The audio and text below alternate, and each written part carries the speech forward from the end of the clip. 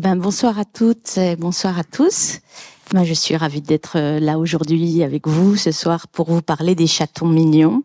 Alors, Chatons mignons, qui est donc une entrée en effet pour vous parler en fait des phénomènes de viralité qui se jouent sur les réseaux sociaux numériques. Et donc, cela a fait l'objet de ma recherche durant les 3 années précédentes. Et donc, je vais vous présenter ce travail-là. En revenant en fait sur les différentes parties de l'ouvrage qui a été publié en effet en 2024. Et je vous ai amené quelques petits marque-pages si vous souhaitez récupérer un marque-page à la fin de cette conférence.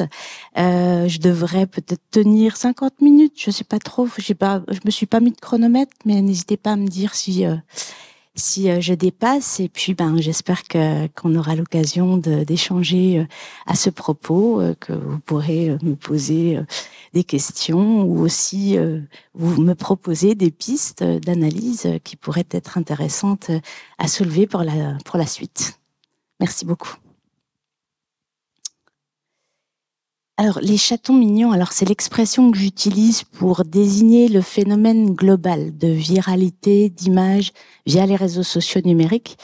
On va le définir, en fait, dans un premier temps, comme étant un objet trivial. Et je vais revenir aussi de manière assez rapide sur la notion de viralité.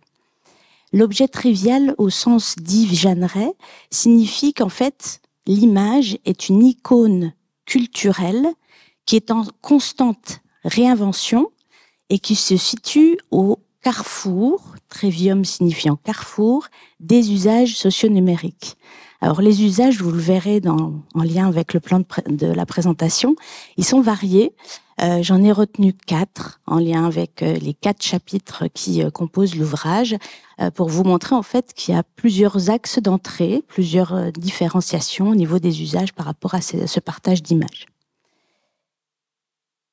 Un objet viral également. Alors la viralité peut se définir comme, vous le voyez ici à l'écran, objet d'une propagation massive en ligne reposant sur une diffusion à la fois verticale et horizontale. Alors quand on parle de verticalité et d'horizontalité, je reprends ici les axes d'analyse de Schaffer et Payet, cela signifie qu'en fait l'horizontalité va correspondre aux usages qui vont correspondre à une viralité qui vient entre guillemets d'en bas, c'est-à-dire qu'il n'y a pas forcément un rôle d'influenceur plus ou moins fort en fonction de ce qui va être partagé.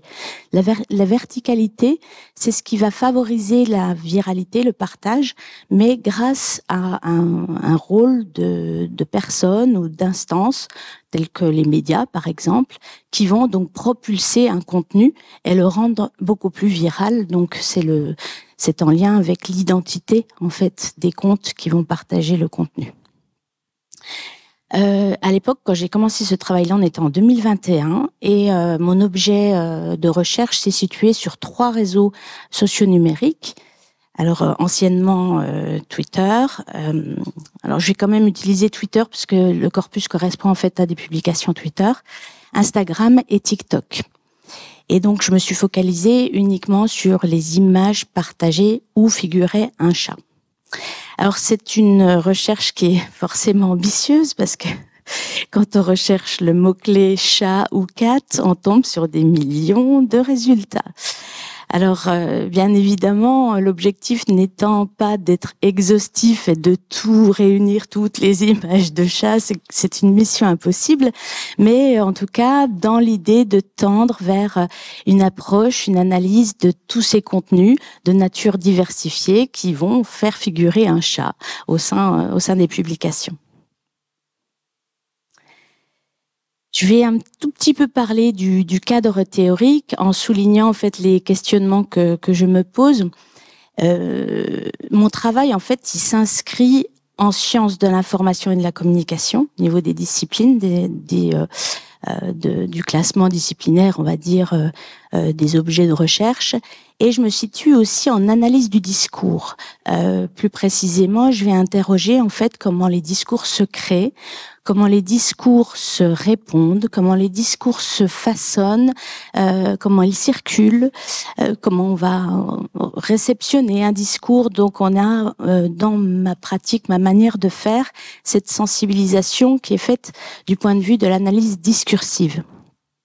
Alors, pour donner un tout petit peu d'éléments par rapport à cette approche discursive, la question que je me pose est la suivante: comment les discours se construisent-ils à partir de matérialités sémio-discursives mixtes?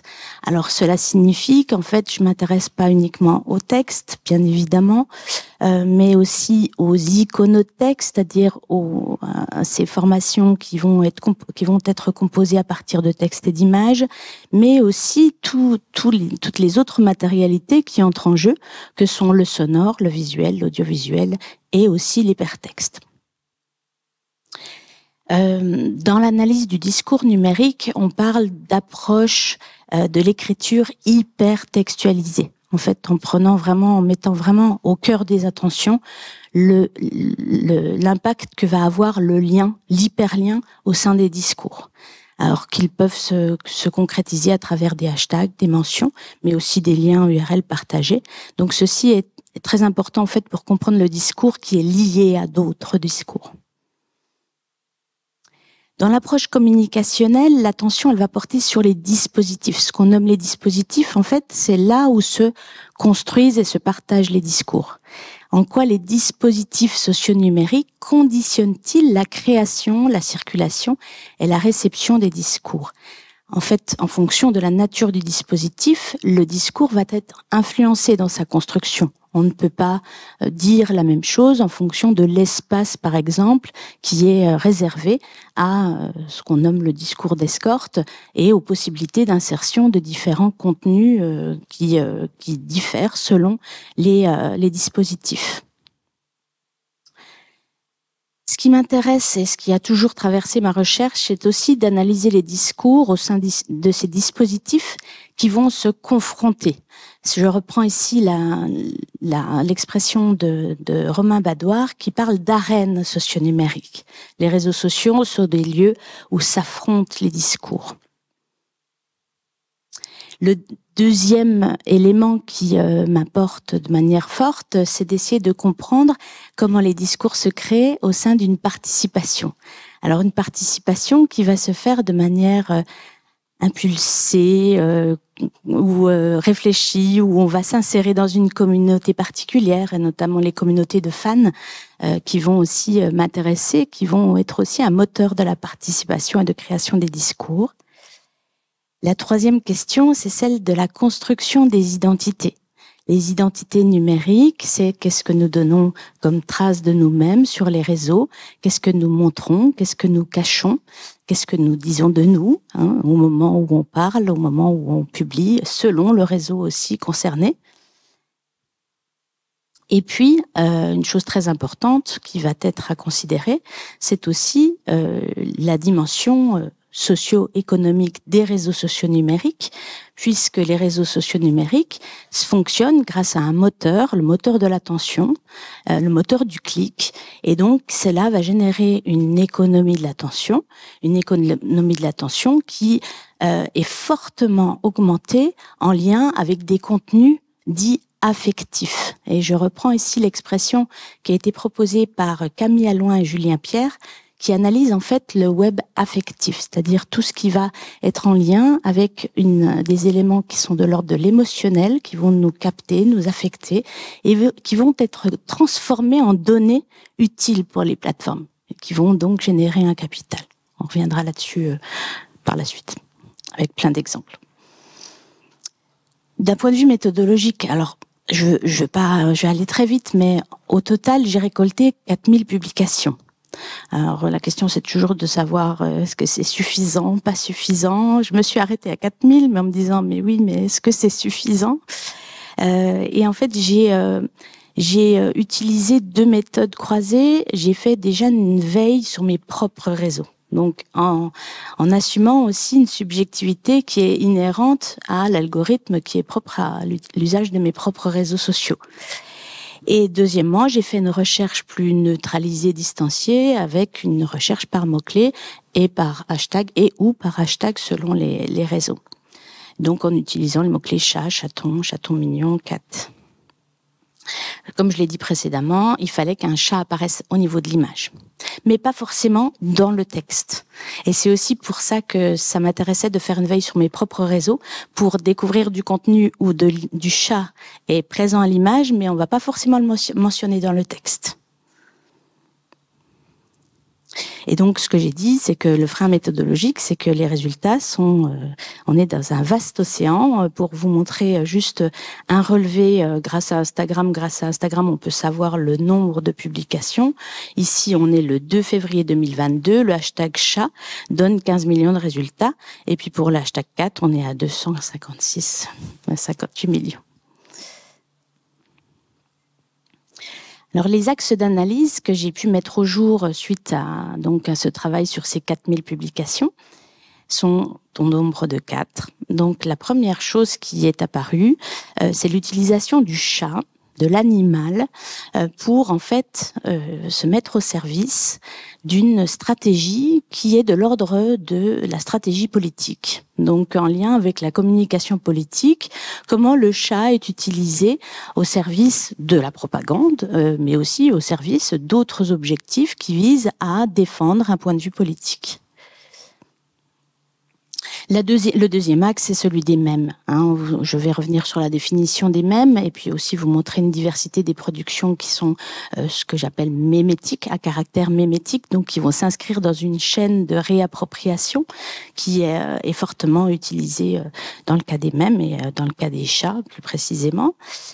Et puis la troisième axe va revenir sur les différentes formes d'identité numérique construites et je vais mettre au jour différents degrés d'extimité. Je reviendrai sur cette notion-là, mais pour le dire en une phrase très simple, l'extimité, c'est le fait de mettre à disposition de l'autre à l'extérieur des facettes de son intimité. Donc c'est une intimité extériorisée.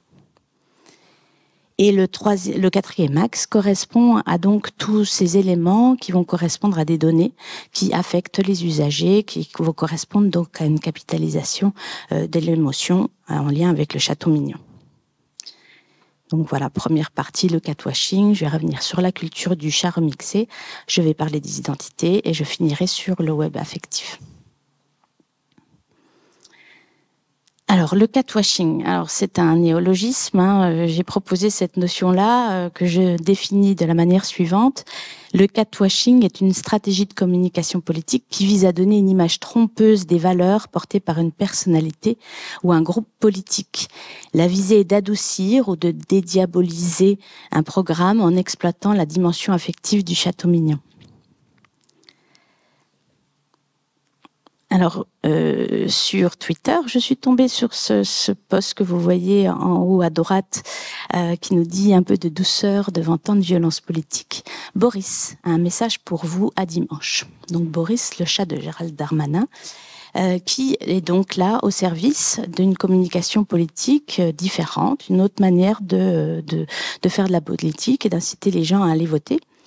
Et je cite un journaliste qui a travaillé sur la question des animaux en politique, il s'agit de Lukas Jakubowicz, qui nous dit, qui cite en fait Gérald Darmanin, qui nous dit, plutôt que de mettre des choses compliquées et techniques sur vos comptes Twitter ou Instagram, mettez des photos de chats et de chiens, vous verrez, ça ira mieux, vous montrerez que vous avez du cœur et de l'émotion.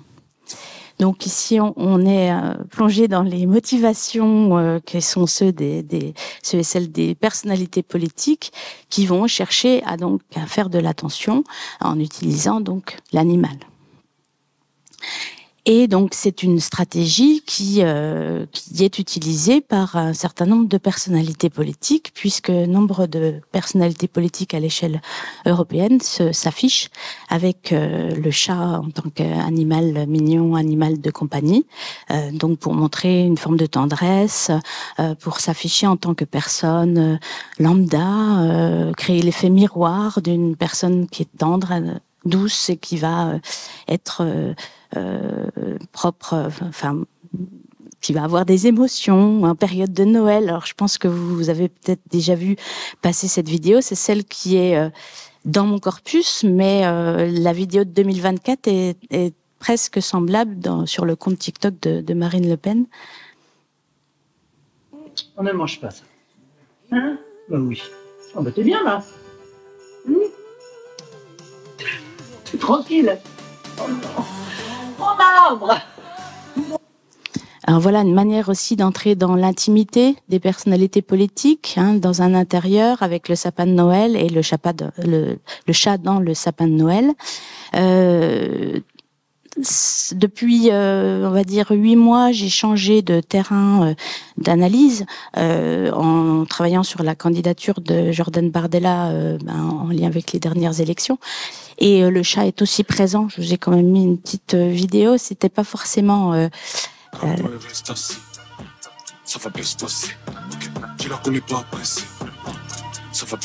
donc une autre manière de communiquer, un vrai tournant en fait dans la communication politique qui s'opère donc à travers des discours qui vont se renouveler en lien avec l'expression sur les réseaux sociaux numériques.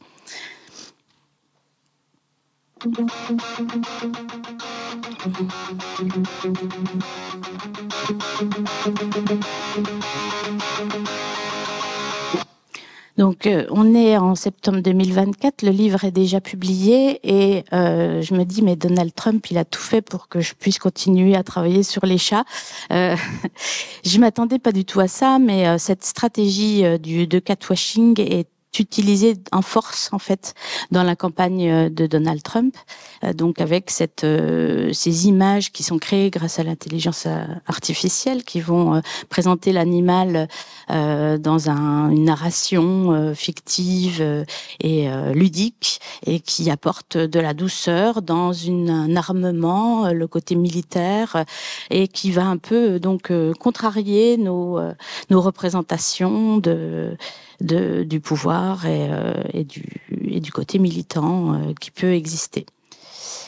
Alors, je termine sur ce premier volet. J'aurai d'autres choses dans le prolongement de ces éléments-là, mais je vais passer au deuxième point qui va correspondre donc à l'analyse de la culture participative et de l'utilisation du chat dans l'expression participative à travers les mèmes. Alors, ce que j'ai nommé la culture du chat remixé, en fait, correspond à une culture de la participation qui s'étend bien évidemment pas que au chat. L'idée d'en fait d'être dans une expression créative qui se base sur l'idée de l'effet de participation et l'appartenance à une communauté qui souhaite s'exprimer autrement. Donc la culture de remix qui peut être définie comme étant l'expérience sociale mémétique caractérisée par un amusement collectif rebelle. L'idée des mèmes, c'est vraiment d'être dans la transgression, de prendre en considération l'erreur comme étant un mode d'expression normal et même recherché, voulu. On va jouer sur l'aspect nostalgique, l'aspect ringard de la communication et des références que l'on va utiliser pour communiquer d'une manière décalée. Et cette communication, qui est une nouvelle manière d'entrer en lien avec l'autre sur les réseaux, mais pas que, entre en fait dans une configuration de ce qu'on appelle la chasse aux œufs, la stratégie de la chasse aux œufs, puisqu'on va en fait prendre du plaisir à cacher une référence dans un mème, mais aussi du point de vue de la réception, prendre du plaisir à retrouver, à chercher l'œuf, à chercher la référence dans les mèmes. Donc quelque chose de très interactif et qui va nouer en fait de la sociabilité au sein des communautés de fans sur les réseaux sociaux, mais pas que. Le mème, pour le définir, alors c'est quelque chose qu'on a essayé de faire avec mon collègue Alba Wagner dans une notice du Publictionnaire. C'est très difficile de définir le mème. On a proposé cette définition-là. Le mème est une production ou une adaptation d'une ou plusieurs unités culturelles à but humoristique qui s'inscrit dans une production collective, rapide et parfois virale. Alors, dans cette définition qui est aussi personnelle, puisque la notion de viralité n'est pas considérée comme étant un critère indispensable, c'est-à-dire qu'on peut très bien construire du même sans qu'il n'y ait d'audience sur le même partagé. Mais en tout cas, c'est l'idée vraiment de s'inscrire dans une chaîne de production et de reproduction qui cherche à s'inscrire dans quelque chose qui a déjà été dit et que nous allons nous réapproprier et dire autrement.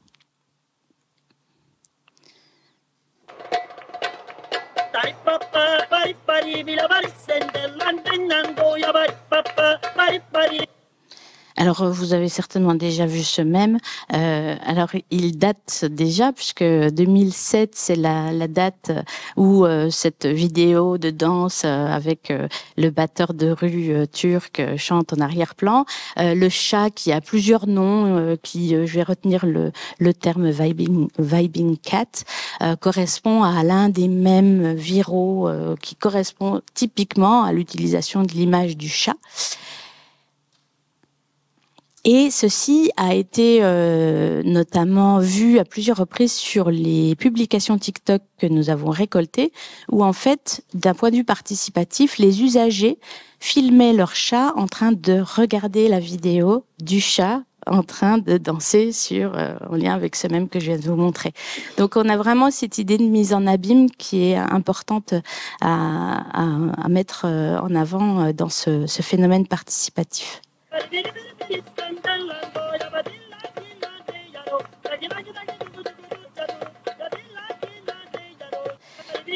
Oula, pardon.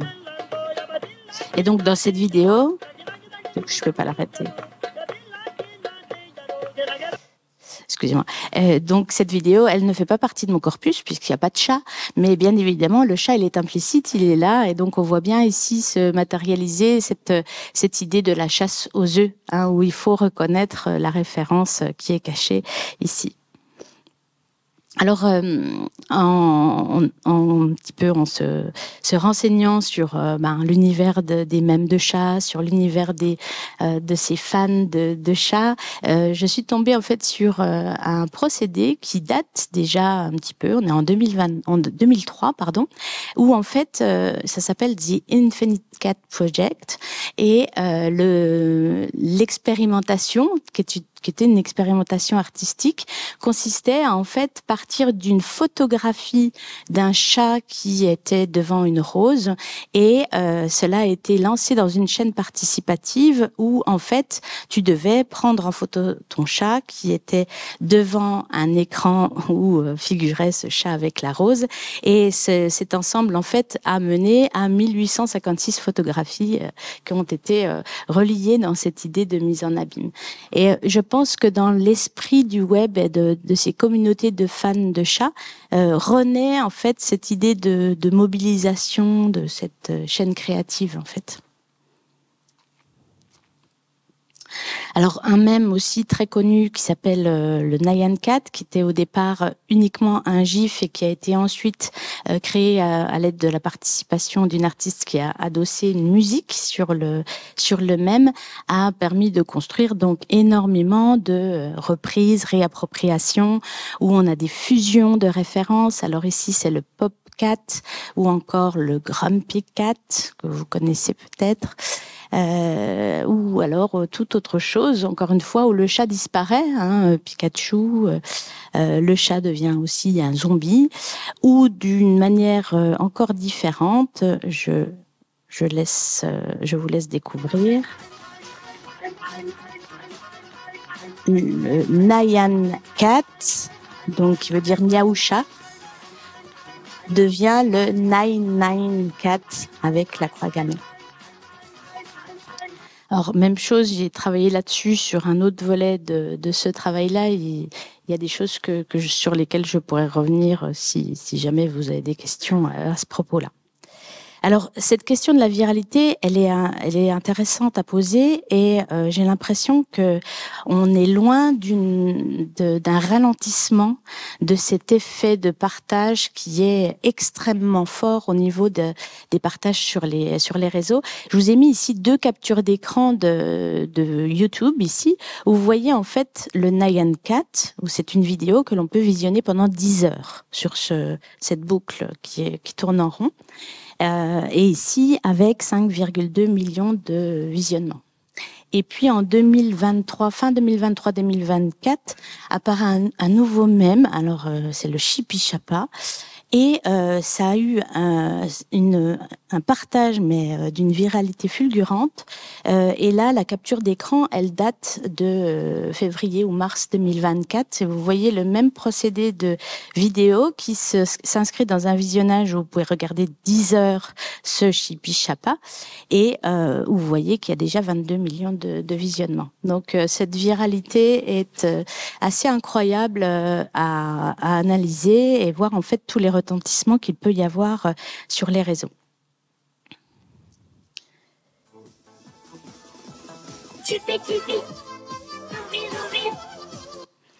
Et sur TikTok, il y a vraiment aussi un tremplin de cette viralité qui se joue par rapport au remix. Remix au sens plus restreint du terme, c'est-à-dire où on va en fait s'amuser à mélanger des références dans des musiques et on va partager l'écran où justement on va partager ces contenus. Et ce qui est important à souligner, c'est que les dispositifs socio-numériques donnent aux usagers une technologie qui est facilement utilisable, même sans avoir de compétences. Je peux utiliser les logiciels de compilation qui me permettent de créer, de publier des mèmes. À la fin de ce travail-là, en fait, une question s'est posée et ça fait partie des conclusions du livre, en fait, qui s'opère sur la question de la place de la musique, en fait, au sein des mèmes. Et c'est là-dessus que je suis en train de travailler actuellement, et c'est de voir, en fait, si la musique qui accompagne les publications, elle est aussi un moteur de viralité, alors du fait aussi des caractéristiques qui sont en lien avec l'affect. Le choix des musiques est important dans l'idée où elles peuvent porter, donc, des émotions, elles peuvent se référer à des contenus nostalgiques, elles peuvent aussi se mettre en lien avec une idéologie qui va être donc chargée au sein de la musique même. Et donc c'est là-dessus que actuellement je travaille sur la notion de mème musical qui va donc dépendre de ce phénomène de participation collective, donc à travers les reprises, les remixes ou alors ce qu'on appelle les mash-up quand il y a plusieurs références qui sont mélangées en une seule reprise.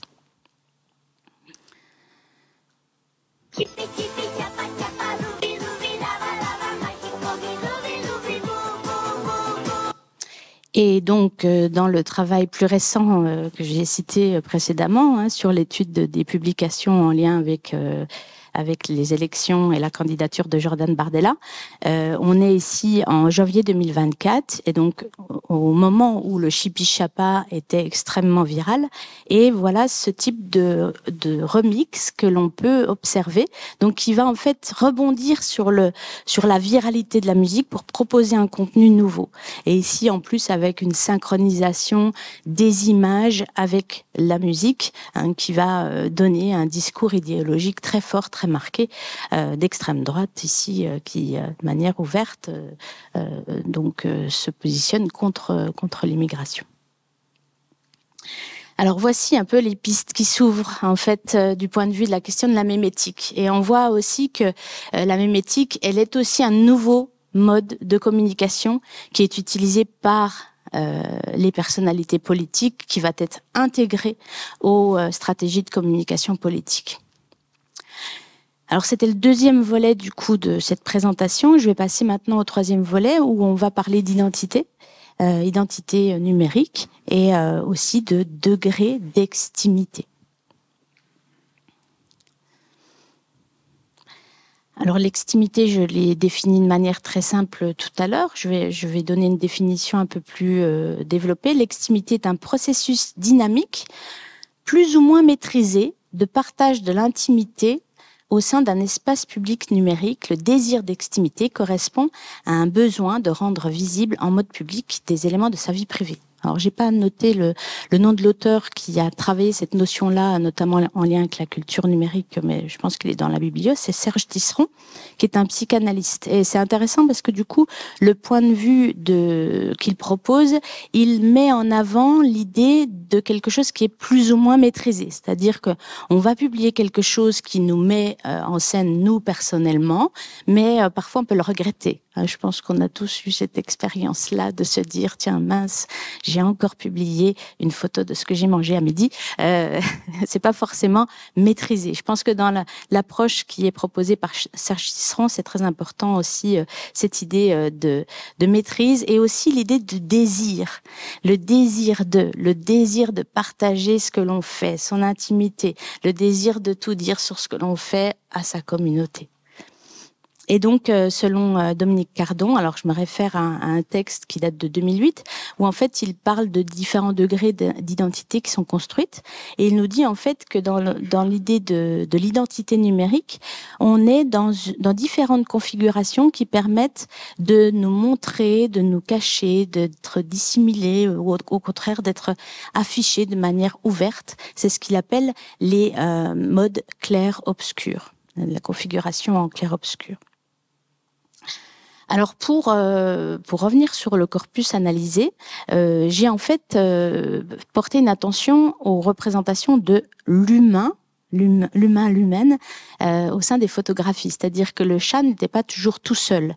L'humain accompagnait le chat en tant qu'animal, la plupart du temps, animal domestique.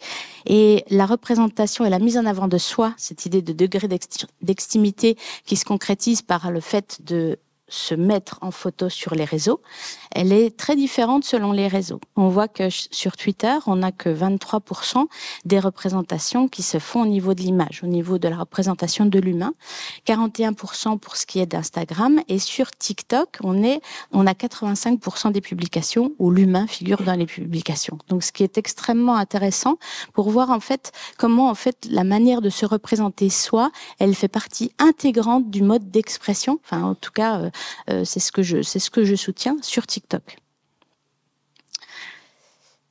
Alors, sur ces degrés d'extimité, alors le tableau, il est pas très bien lisible, j'en suis désolée. Je vais vous montrer des exemples. En fait, ce que j'ai voulu mettre en évidence, c'est que lorsque l'on se photographie avec son chat et que on publie donc cette photographie, il y a différents objectifs qui peuvent être perçus à différents degrés.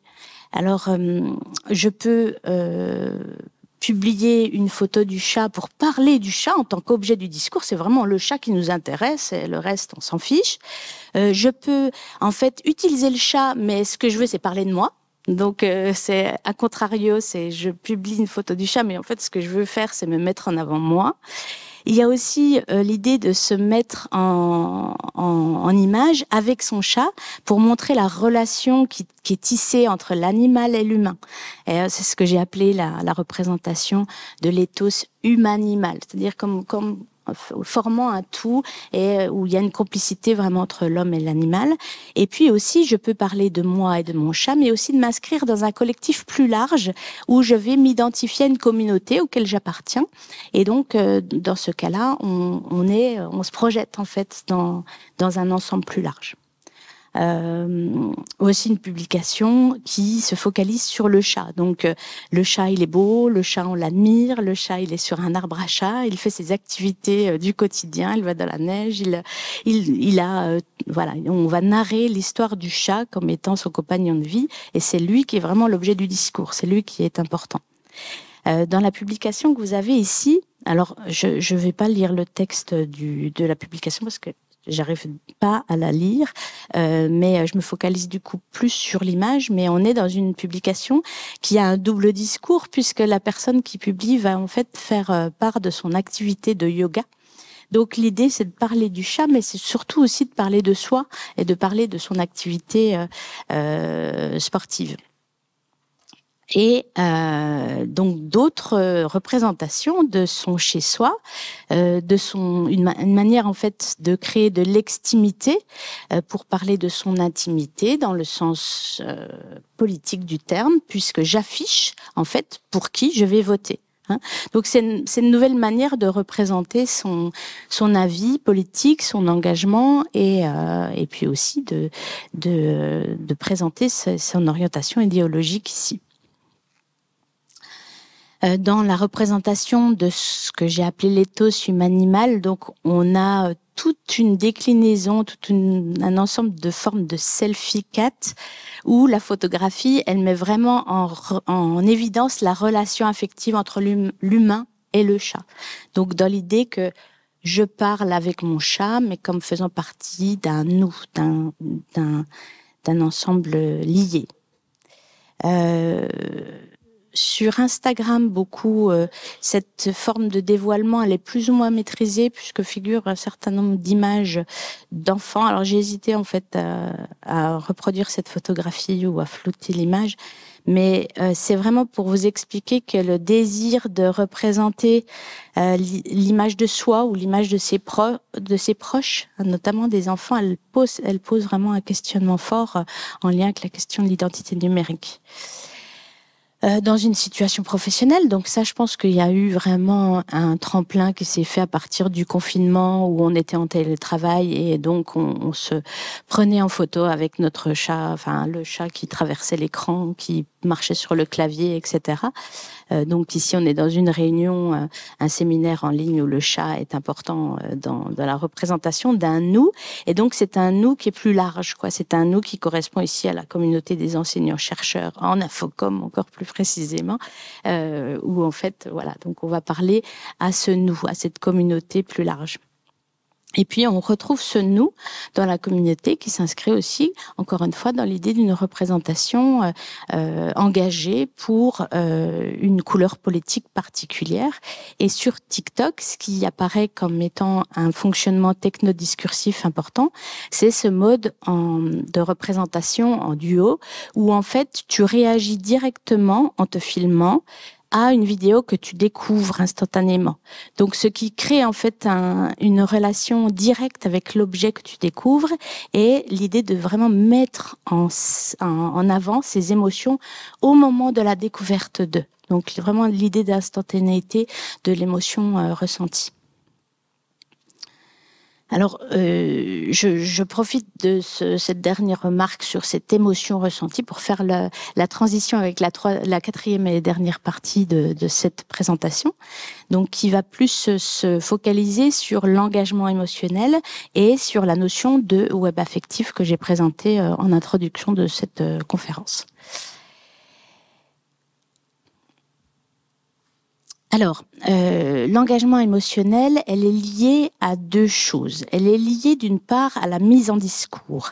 La mise en discours, en fait, c'est ce qui va être dit ou montré dans le discours qui va avoir un caractère émotionnel. Tout ce qui va être lié aux émojis, les petits cœurs, les gifs sympas, les mèmes, le texte qui va afficher du texte émotif, relatif à une émotion, bisous, courage, enfin tous ces petits mots du discours qui sont liés à l'émotion. Donc c'est la première chose, c'est ce qui va en fait caractériser le discours. Et du point de vue de la récupération de ces émotions mises en discours, on va construire ce que l'on va appeler l'affect, c'est-à-dire les émotions sont transformées en affect puisqu'elles sont captées stratégiquement comme étant une donnée importante à récolter pour savoir qu'est-ce qui est dit autour de cette émotion. Ce sont des traces laissées qui constituent des indicateurs de ce qui affecte les usagers, les usagères. Ce sont des traces intégrées en tant que données dans l'algorithme de chaque plateforme et c'est grâce donc à ces traces récoltées que l'on va pouvoir avoir des indicateurs de ce que les usagers aiment n'aiment pas, des indicateurs de performance. Et donc là, on se situe vraiment du point de vue de l'instrumentalisation, en fait, de tout ce qui va nous affecter, qui va générer du profit. Générer du profit aux plateformes socio-numériques et générer du profit aux partenaires économiques qui vont donc ensuite proposer du contenu publicitaire en ciblant les usagers plus directement. C'est ce qu'on appelle le capitalisme affectif.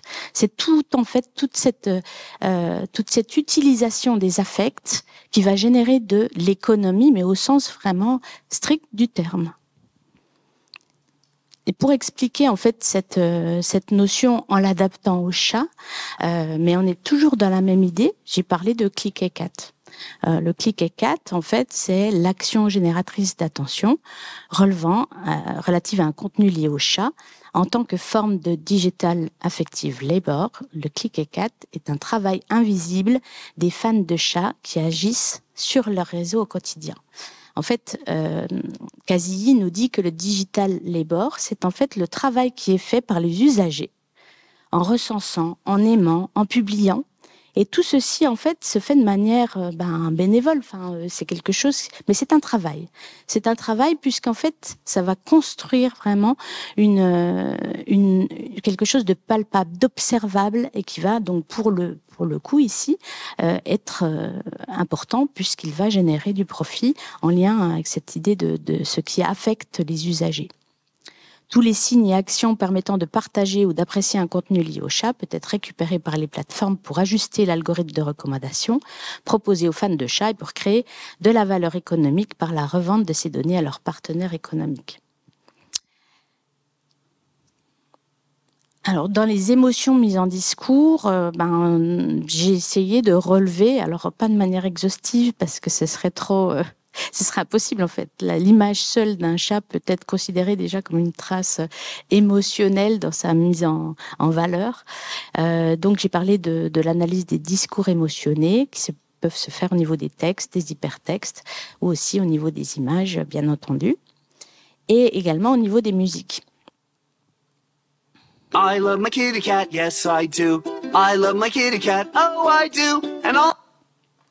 Et j'ai notamment analysé les musiques spécifiquement liées à l'univers du chat, qui étaient toujours dans une tonalité majeure, joyeuse, avec un rythme entraînant, et donc qui va faciliter, en tout cas c'était l'hypothèse que j'ai soulevée, cette idée de partage, de viralité, en lien avec l'idée d'une émotion affective. Alors, pour vous donner un peu des exemples plus concrets, et c'est vrai que c'est aussi des choses que je montre aux étudiants pour sortir de la théorie, mais dire simplement, en fait, au quotidien, quand on ouvre nos pages, au bout de 3 publications, on a de la pub. Et donc, quand on est façonné dans un algorithme lié à celui qui aime les chats, on reçoit beaucoup de contenu publicitaire qui nous incite à acheter des stickers de même de chats. J'en ai acheté, malheureusement. Oui, voilà, bon, ça coûtait pas trop cher, ça va. Donc, j'ai été bien une cible du marché, j'étais bien ciblée par la stratégie des plateformes. Par contre, il y a des choses que j'achèterais, j'ai pas acheté, mais que j'achèterais pas non plus. Le porte-chat, alors c'est ici. Donc c'est il y a vraiment que quelques exemples ici, mais c'est pour vous dire jusqu'où ça peut aller. Donc c'est un pull qui permet de mettre son chat comme si on portait un bébé. Le siège spécial pour les voitures où on peut mettre son chat entre les 2 sièges avant pour pas qu'il se sente mal pendant le trajet. Le clavier d'ordinateur avec des touches de chat. Ou encore, alors il y a énormément, alors surtout sur TikTok, d'habits pour chat. Alors vraiment, on est dans un autre univers où le chat devient un mannequin, où le chat devient l'occasion de faire du cosplay. Le chat est déguisé en Harry Potter, donc énormément de déguisements qui sont des déguisements que l'on peut acheter pour son animal. Et sans compter tout ce qui est objets publicitaires, objets en lien avec les mèmes. Enfin, il y a énormément de choses.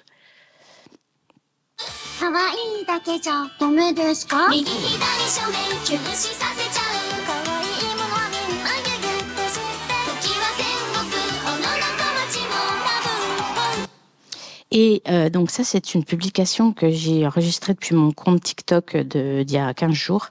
Et en fait, les algorithmes de recommandation et le ciblage des usagers, à mon avis, va se faire d'une manière extrêmement ciblée, de plus en plus précise. Il faut savoir que j'ai des enfants, que les enfants ils jouent au Lego, et que je n'ai pas reçu, je pense, cette publicité de manière anodine. Et c'est quelque chose qui fait partie vraiment d'un profilage hyper précis en fonction de qui l'on est, qu'est-ce que l'on aime, etc. Oui, je vous avais parlé des chats mannequins. En fait, il y a vraiment des chats qui deviennent des célébrités sur le web, ce que j'ai appelé les cat celebrities. Donc des chats vedettes qui ont des comptes où il y a énormément d'abonnés, des chats qui deviennent des stars pour des choses très farfelues. Celui que vous voyez au milieu, donc je l'avais observé pendant mon corpus et depuis il a pas cessé d'avoir de nouveaux abonnés. Les vidéos qui sont toutes les mêmes, c'est un chat qui croque une croquette. Et donc, il est en train de mastiquer, mâchouiller, ça fait beaucoup de bruit. Et il y a énormément d'abonnés à ce compte, donc de cette celebrity, Crunchy Cat. Ce que j'ai appris aussi, c'est que donc des chats étaient devenus des célébrités. Et donc, quand on est une célébrité, ensuite, on peut générer énormément d'argent. Donc, Nala, qui est la célébrité d'Instagram, qui a plus de 4 millions de followers. Alors, j'ai pas regardé depuis si sa communauté avait grandi ou non. Et donc, Nala va proposer donc des produits qui sont spécifiquement liés à l'alimentation du chat. Vous avez donc la marque Nala qui propose des croquettes ou de l'alimentation pour chat. Donc, ils deviennent non seulement des cat celebrities, mais aussi des catfluenceurs, au sens des influenceurs que l'on peut avoir sur les réseaux sociaux numériques. Donc voilà, pour vous montrer un petit peu quels sont pour moi les intérêts d'avoir questionné alors le chat qui est au départ une image on va dire anodine, un animal domestique, l'animal que tout le monde connaît et qui devient en fait très stratégique du point de vue de ses emplois, réemploi, partage, circulation sur les réseaux. Le chaton mignon qui s'ancre dans une histoire aussi en lien avec le chat du web et l'univers de l'expression geek, de la culture geek, qui utilise cet anthropomorphisme, le fait de donner donc des attributs humains à un animal, d'utiliser une rhétorique décalée. Ça, c'est ce qui va correspondre à cet élan de participation qui est toujours très présent sur le web. Le chaton mignon qui permet de parler de soi, vraiment un chat qui permet de parler de qui on est, de ce que l'on fait, ce que l'on aime, et qui permet aussi de mettre en avant la relation qui va se façonner entre l'animal et l'homme. On va décloisonner aussi cette relation entre nature et culture, mettre en avant l'émotion. Et puis les chatons mignons comme étant de véritables machines à clics. Et ces machines à clics qui sont liées à leur capacité à nous affecter.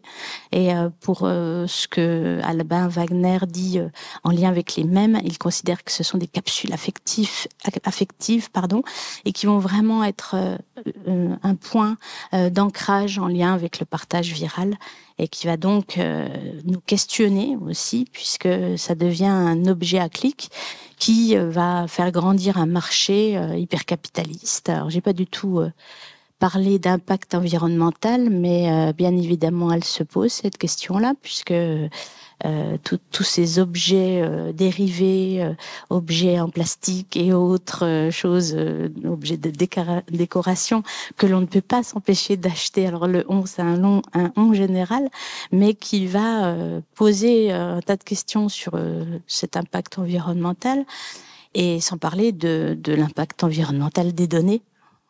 Par rapport à toute cette viralité, ce partage, ce repartage d'images, de vidéos qui font figurer des chats. Donc voilà, donc un chat qui est au cœur de la culture numérique, du fait de ce tournant participatif, qui est aussi caractéristique du tournant iconique auquel on est confronté dans la vie de tous les jours, d'un tournant affectif par rapport à ce qui va nous affecter et ce que l'on va partager par rapport à ce qui nous affecte.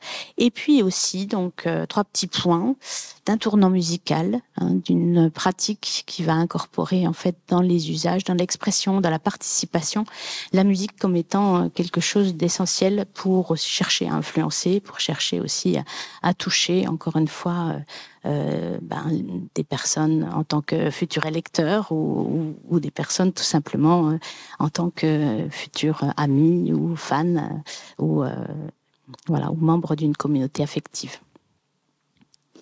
Je vous remercie. C'était le remerciement chat. Je tiens aussi à dire que je pourrais partager cette publication si vous le souhaitez. Et donc j'ai regroupé ici les principales références dont il a été question dans cette présentation. Voilà, je vous remercie beaucoup.